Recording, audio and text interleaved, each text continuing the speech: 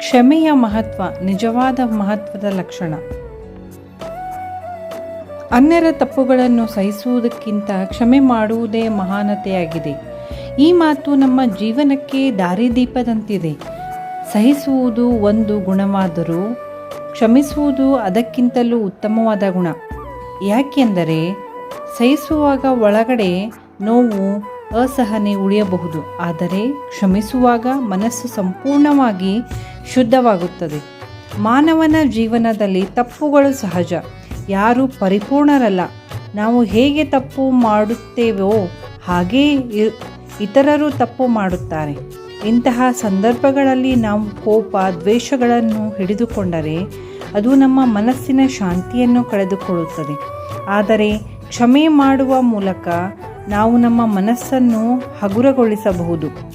ಕ್ಷಮೆ ಎನ್ನುವುದು ದುರ್ಬಲತೆಯ ಲಕ್ಷಣವಲ್ಲ, ಅದು ಶಕ್ತಿಯ ಸಂಕೇತ.